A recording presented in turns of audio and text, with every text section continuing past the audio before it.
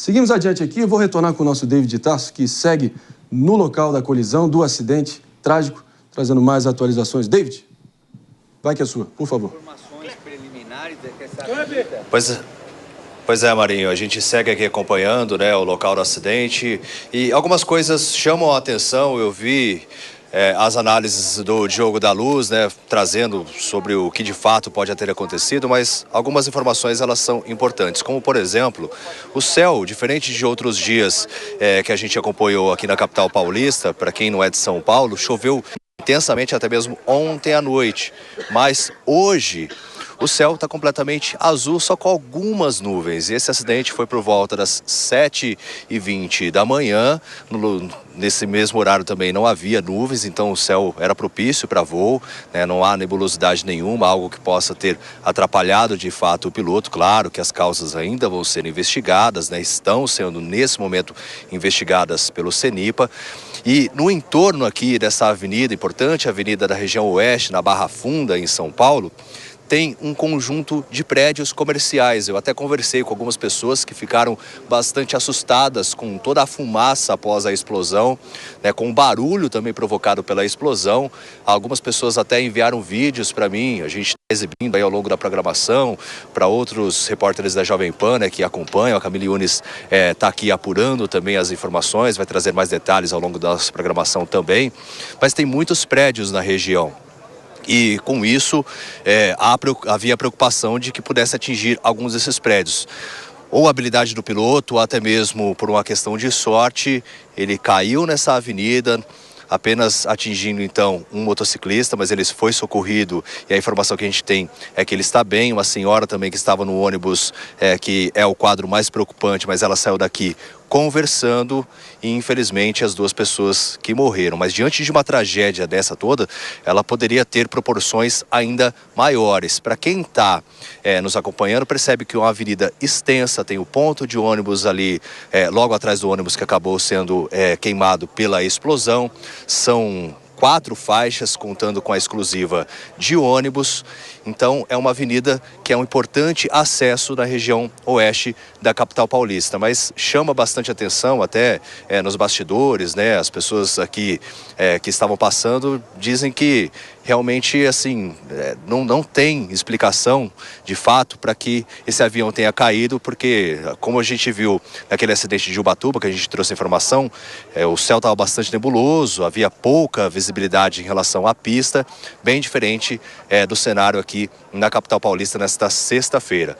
Claro que a gente vai apurando algumas informações. Eu vou pedir para o Zé Novaes mostrar as imagens ao vivo. Nesse momento está chegando então um caminhão, provavelmente seja para recolher os destroços dessa aeronave. A gente já vê que os profissionais do CENIPA que fazem investigação aqui do acidente já pararam de recolher os materiais, estão conversando nesse momento e o caminhão então se aproximando para provavelmente fazer, né, o recolhimento do que sobrou desse avião de pequeno porte, que estavam 2 pessoas a bordo, que infelizmente morreram, e a gente segue acompanhando todos os trabalhos por aqui, mas esse contexto realmente da visibilidade realmente chama bastante atenção. Acho que o Diogo pode dar mais detalhes em relação a isso, viu, Marinho?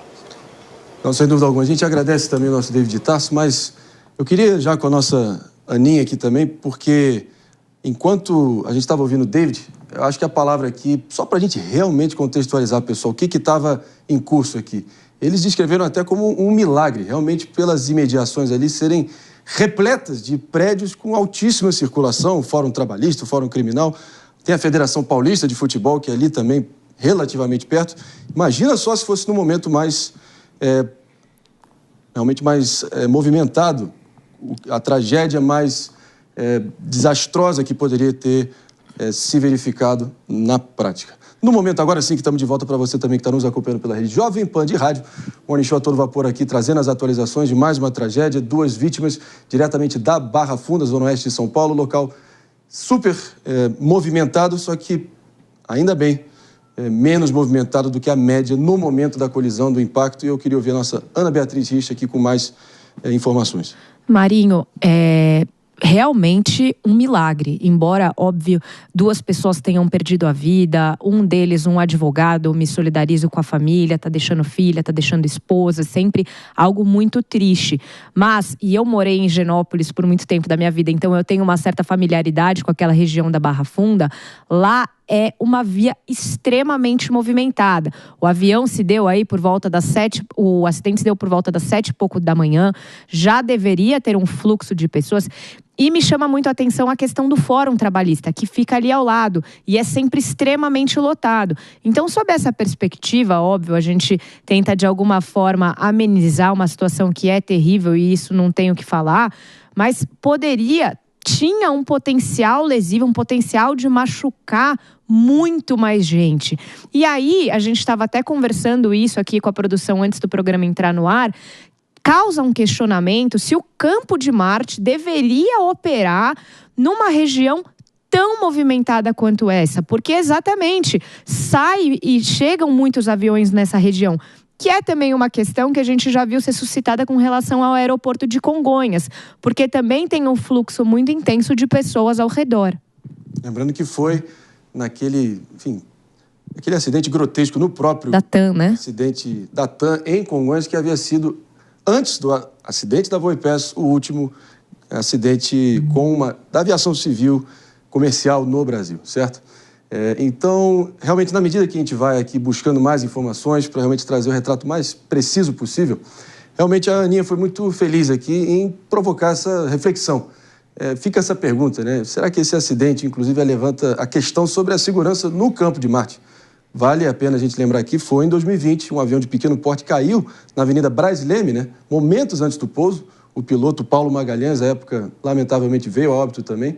E há quem defenda que o local é seguro, enquanto outra frente, nesse debate que vem se prolongando, pede até a saída do aeroporto para aviões, para voos dessa natureza, não é isso, Aninha? Não, Marinho, mas é que aí a gente entra numa questão de uma complexidade muito mais profunda, porque tem o lado positivo do aeroporto ser dentro da cidade, de fácil acesso às pessoas, mas tem também essa questão de todo o risco que ter um aeroporto na proximidade causa. Então, será que vale mais a pena a gente afastar, como é no caso ali do aeroporto de Guarulhos, mas as pessoas demoram aí 1h30, 2 horas para conseguir chegar no aeroporto?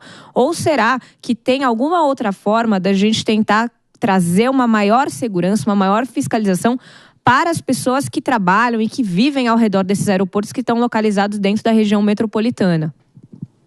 A Avenida Marquês de São Vicente está no início da Barra Funda, corta todo o distrito da Barra Funda, é de uma extensão considerável, normalmente um congestionamento imenso por ali, a circulação de carros, especialmente ali até como uma rota alternativa para evitar a Marginal Tietê, que é paralela ali, todo o trânsito que é carregado, especialmente nos momentos da hora do rush.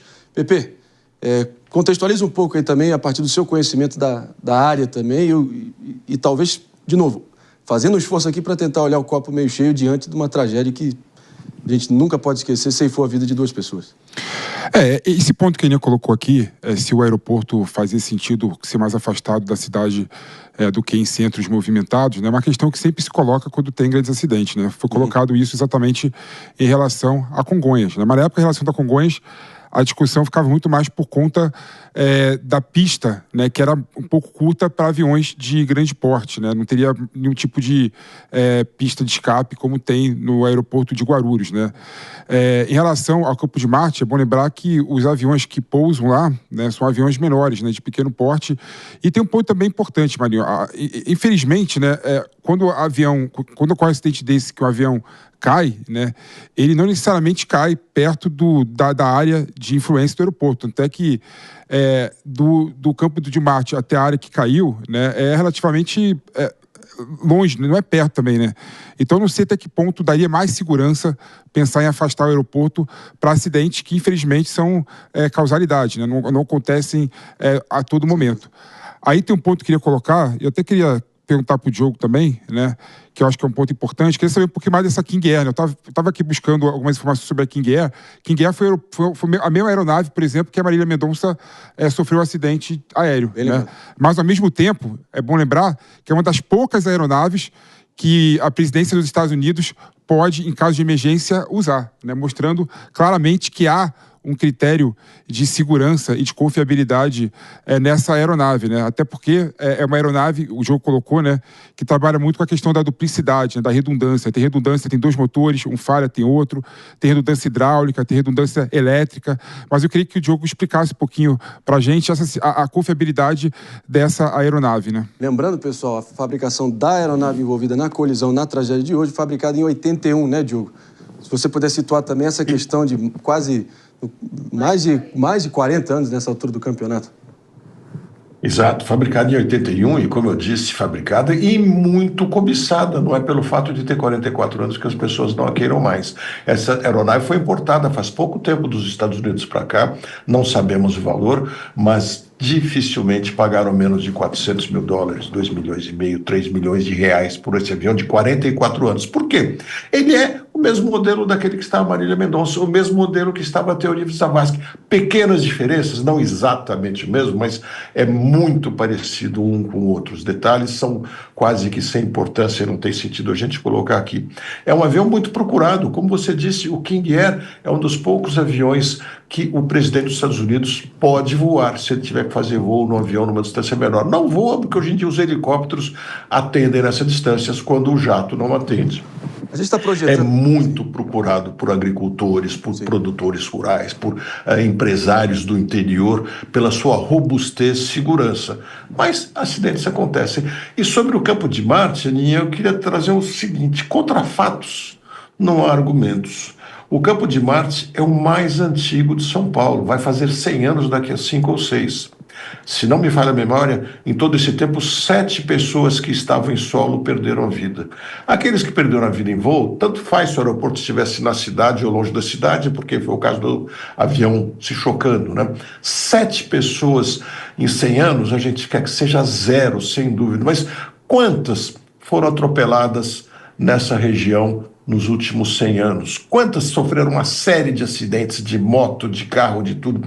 Se a gente for por esse caminho, a gente vai proibir a movimentação de pessoas. E qual é a cidade grande que não tem aeroportos? Os aeroportos são feitos para atender pessoas, e as pessoas estão nas cidades.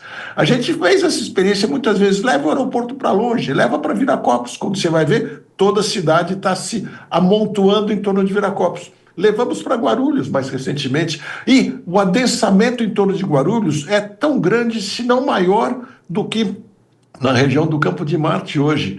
Congonhas lá atrás foi igual. Faça aeroporto onde você quiser, as pessoas vão se aproximar e querer morar perto do aeroporto, porque é comodidade, aeroporto gera riqueza e tudo isso. Não há como não ter aeroporto em cidade grande. Nenhuma cidade de valor vive sem seus aeroportos, que são estações de passageiros. É importantíssimo a gente seguir realmente aqui a visão de quem entende do assunto, e realmente tem que ter tem que ter toda a calma possível num momento como esse, para também não sair generalizando e se deixar levar pelo pânico natural, que isso acaba infectando a todos nós que estamos diante de uma tragédia dessa proporção. Mas, Diogo, antes da gente se despedir, eu queria pedir para a nossa produção projetar na tela aqui o gráfico que o Diogo nos enviou. Claro que tem muitas minúcias, muitos detalhes, mas efetivamente vocês conseguem notar quanto o número de acidentes foi despencando desde a década de 70 até a nossa atual década de 20, no século XXI, naturalmente, e, evidentemente, ali são vários detalhes de todos os aperfeiçoamentos tecnológicos e regulatórios que foram implementados para podermos chegar a esse estado de coisas. Olhando adiante, porém, Diogo, e talvez assim para a gente poder sonhar com um cenário onde realmente sejam reduzidas a quase zero a possibilidade de um acidente aéreo. Eu me venho cruzando com alguma frequência ali nas redes sociais várias inovações que a aviação comercial mundo afora está na iminência de poder implementar em várias aeronaves para realmente reduzir drasticamente qualquer chance de acidentes dessa natureza, né? Tem algo que você acha crível, concreto, que realmente você acha promissor, que possa ser implementado em larga escala, institucionalizado efetivamente, mundo afora, para a gente poder olhar para esses acidentes como coisa do passado? Eu acho que sim, Amani, eu acho que sim. Acho que você trouxe muito bem essa demonstração da queda dos acidentes desde a década de 70. Vale dizer, a década de 70 foi a pior da aviação. Até lá, a preocupação com segurança era quase que era ínfima, pode-se dizer. Aí que eles entenderam que era preciso tomar providências. Não vou entrar em detalhe técnico aí, mas desde que começaram a tomar essas providências, você vê que veio caindo muito. Uma das que fez muita diferença foi ensinar a melhorar o relacionamento entre piloto e copiloto, que era meio chefe e subordinado. Hoje em dia não é mais assim. Agora, a próxima que eu acho que vai modificar bastante, vai causar muito diz que diz, é a automação plena dos voos. Mais algum tempo, a tecnologia já existe, os voos serão tripulados por apenas um e mais adiante por mais ninguém. Os aviões serão totalmente automatizados e haverá alguém no chão que poderá, se em caso específico, assumir por controle remoto.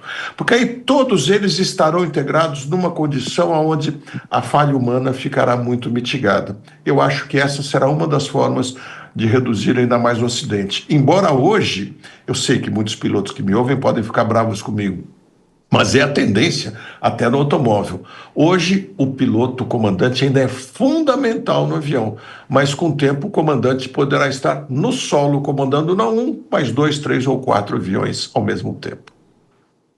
É mais um setor que claramente vai haver uma disrupção muito grande aí na forma de realmente seguir adiante nesse setor, né? A indústria 4.0, todas as maravilhas da robótica, da inteligência artificial, claro que preservando também os empregos de tantos e tantos pilotos e copilotos e atendentes de bordo que trabalharam uma vida inteira para poder ter essa oportunidade, esse trabalho. É uma das grandes uma das profissões mais maravilhosas do mundo. Só quem voa sabe o que é. Só as cenas que a gente vê em voo já valem pela atividade.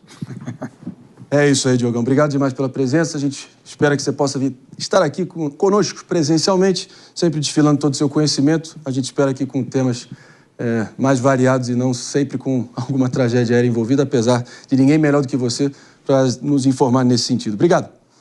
Agora, pessoal, proponho que a gente volte à cena ali do acidente, dessa vez com a Camila Yunes, da nossa equipe de reportagem da Jovem Pan News. Está em outro ponto ali das imediações onde o acidente ocorreu, na Barra Funda, Zona Oeste de São Paulo, e traz mais informações. Camila, a palavra é sua. Pois é, Marinho, nós estamos aqui bem onde aconteceu o primeiro choque da aeronave. Nós vamos mostrar para vocês nas imagens do nosso repórter cinematográfico, Dan Lúcio Reis, como está isolada aqui uma primeira parte que foi justamente onde o avião teve o primeiro impacto. Está totalmente isolada essa área. Ele se chocou, portanto, em um coqueiro, em uma árvore daqui. E dá para ver que tem alguns destroços aqui nesse local, ali uma parte metalizada, inclusive mais cedo, nós estamos aqui desde por volta das 8 horas da manhã, acompanhando todos esses trabalhos. Tinha inclusive uma equipe do CENIPA mais cedo, olhando ali, fazendo todas as marcações, porque a gente vê que depois, pelas imagens que foram circulando, que esse foi o primeiro contato da aeronave. Ela bateu primeiro nessa árvore. E inclusive a gente vê também que na pista aqui, ela está toda ainda com bastante combustível que derramou. O cheiro aqui ainda é forte, Não sei se eu já me acostumei também desde cedo, parece que mais cedo estava um pouco mais forte, só que ainda tem bastante combustível aqui no local. A gente vê que essa árvore está caída, tem uma placa também ali que foi derrubada nesse primeiro impacto da aeronave. E aí, como que foi o trajeto, Marinho? Essa aeronave, ela bateu na árvore e foi derrapando até ali na frente, na Marquês de São Vicente. E aí ela bateu primeiro no solo e acabou também esbarrando ali, impactando um ônibus que acabou pegando fogo. Falando com as pessoas aqui, teve um personal que dá aula em uma academia aqui perto e ele disse que frequenta esse local com frequência, diariamente está aqui. E ele disse o seguinte, que a sorte foi que o semáforo estava fechado, justamente porque foi bem num cruzamento. A gente vai mostrar para vocês que esse acidente aconteceu bem no cruzamento. E a sorte foi que o semáforo estava fechado, porque senão teria sido um acidente muito maior do que já foi, com carros no meio da avenida. Então, com um sinal fechado, claro, o acidente foi menor, não teve a gravidade ainda que poderia ter sido, claro, muito triste. A gente teve aí 2 pessoas que acabaram falecendo, 2 pessoas que estavam na aeronave, eram apenas 2 pessoas no avião. E, inclusive, a gente tem uma nota que acabou de ser divulgada pela PUC do Rio Grande do Sul, que diz o seguinte: a PUC do Rio Grande do Sul lamenta o trágico acidente ocorrido na manhã desta sexta-feira, dia 7, em São Paulo, e que vitimou o advogado gaúcho Márcio Lousana Carpena e o piloto da aeronave. Carpena era professor licenciado da Escola de Direito da Universidade desde 2009, quando entrou em licença para se dedicar ao escritório de advocacia. Como professor, atuou por 8 anos, de 2001 a 2009, ministrando disciplinas como processo civil, prática de processo civil e direito comercial. Neste momento doloroso, a PUC do Rio Grande do Sul manifesta seu pesar e sua solidariedade à família e aos amigos. Isso foi o que disse aí, portanto, a nota da PUC do Rio Grande do Sul, solidarizando aí com o proprietário da aeronave. Inclusive, a gente está aqui acompanhando todos os trabalhos aqui. Mais cedo, estava cheio de carro do Corpo de Bombeiros. Por aqui eles já saíram, tinha também o helicóptero Águia da Polícia Militar. E mais ao fundo ali, a gente, que está em contato com o David, o nosso colega que está da outra ponta, ele tem uma visão maior porque ele está mais próximo do local onde aconteceu o acidente. Lembrando, Marinho, que foram 2 pessoas, que estavam na aeronave, o piloto e também o dono da aeronave, eles acabaram falecendo. Outras 6 pessoas foram feridas nesse acidente, 5 pessoas que estavam no ônibus e um outro motociclista que passava no momento e que acabou sendo atingido. Essas pessoas foram levadas para as unidades de saúde aqui da localidade. Mas esse é o cenário que a gente tem. O fogo, existe uma preocupação muito grande com o fogo, porque, claro, é uma área muito densa essa aqui, e como vazou combustível na pista, existe uma preocupação desse fogo se alastrar. Mas ele foi contido rapidamente, em cerca de 10 minutos, 15 minutos, o Corpo de Bombeiros conseguiu controlar essas chamas e fez todo o trabalho por aqui, que contou também com o apoio da Polícia Federal, da Guarda Civil Metropolitana, Polícia Militar, e logo depois foi liberado, e as equipes do CENIPA estão fazendo agora essa investigação, uma investigação mais minuciosa, mais detalhada, tentar entender o que causou exatamente esse acidente. Ainda não tem previsão de quando deve ser liberada aqui a Marquês de São Vicente, a avenida, porque ainda está interditada. Claro, esses trabalhos costumam demorar, não são rápidos, é um trabalho minucioso, então ainda não há prazo para a liberação da via. Por isso que a gente pede paciência, das pessoas que moram aqui na região, porque acaba atrapalhando, a dinâmica da movimentação. Sexta-feira é um dia que tem mais trânsito aqui na cidade de São Paulo. Então, procurar vias alternativas aqui à Marquês de São Vicente, porque está interditada e ainda não tem prazo para a liberação. E a gente vai seguir por aqui acompanhando todos esses desdobramentos e todas essas apurações. Marinho. Muito obrigado, Camila Yunes. Realmente não é difícil a gente também notar que o empresário e é muito além do empresário, Pai de 3 filhos, 2 meninas, um menino. Ele havia adquirido essa aeronave aqui em Guer, mesmo que sendo fabricação de 81. O Diogo da Luz disse que isso na prática não quer dizer nada se a manutenção da aeronave estiver sendo bem feita ao longo do tempo. O primeiro voo foi provavelmente ali para as festas de final de ano, ali no Uruguai, e ali por volta de 26 de dezembro, e acaba nessa tragédia inominável, Claro que o sujeito que adquire uma aeronave é um feito também. O sujeito é um marco na vida do cara que chegou a um patamar financeiro que pode se dar o luxo de comprar um avião. Você viu várias postagens, nós pesquisamos aqui diversas postagens nas redes sociais